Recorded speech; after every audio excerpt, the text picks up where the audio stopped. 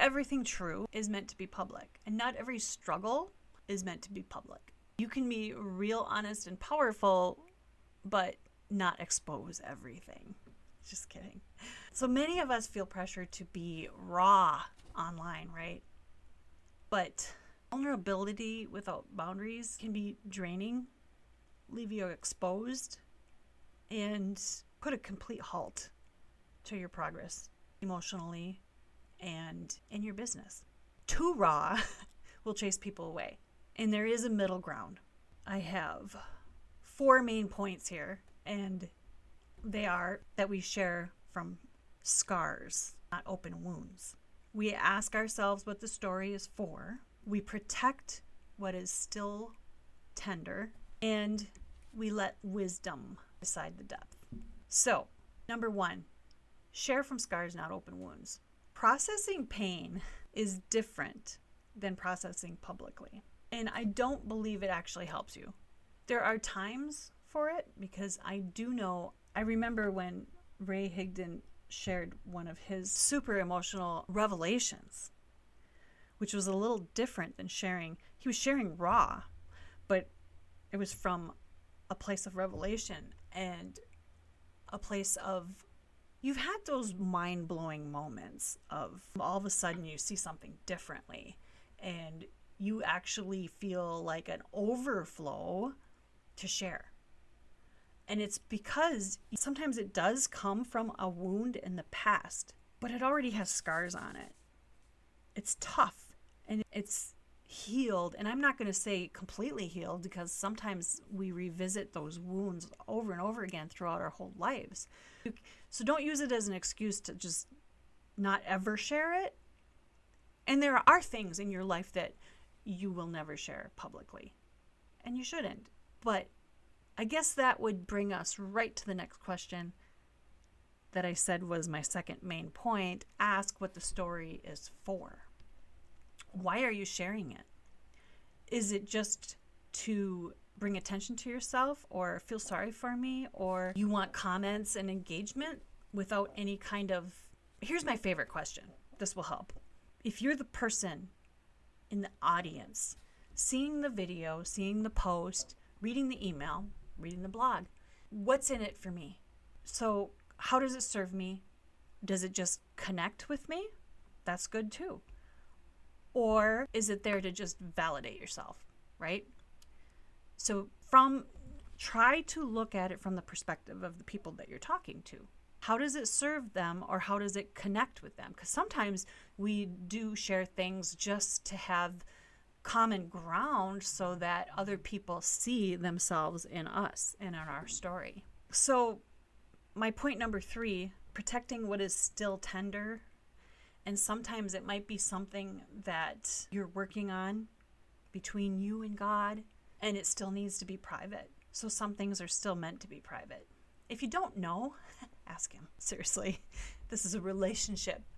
It's not me just looking up to my God. It's a relationship. So talk to him, ask him.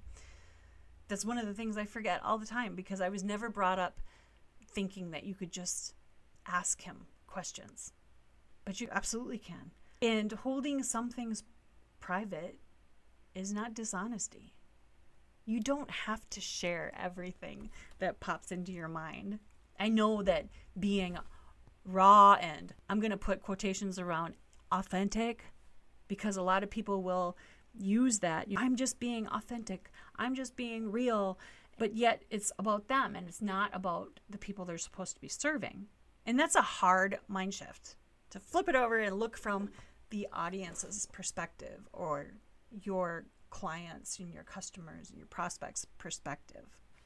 But it's about them. There is a concept about marketing that is called reason why marketing.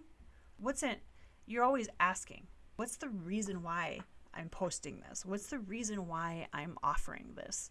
And the bottom line is, what does it have to do with your people, right? Who you're selling to, who you're talking to.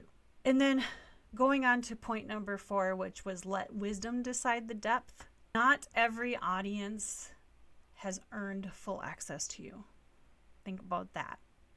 I know some people call it gatekeeping, and shame you for not sharing all of your wisdom and knowledge with everyone for free, especially in faith-based communities. They're like, I shouldn't have to pay for this. If you're really a Christian, you shouldn't be charging me for this. Wait a minute. Now, are we not supposed to make a living? No. And your wisdom and your life experiences, they're worth something. You'll also find that, this side tangent a little bit, that freebie seekers are not going to be your best prospects. So don't worry about them. They have not placed value on what you're sharing, or they don't see it. One of my very first marketing teachers, I remember him always saying, you got to recognize the value of value, right? And I never understood it in the beginning, but I do understand it over the years, that because what you put out is something valuable that you've learned, and not everybody recognizes it. Not everybody recognizes the value of paying for something that's valuable.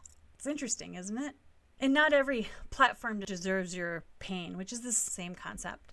I expect more depth when I pay for something. I expect more value when I pay for something.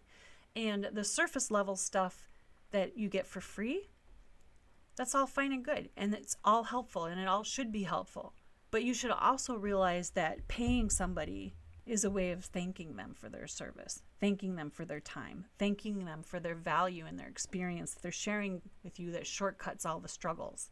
Having those boundaries around what you share is super helpful.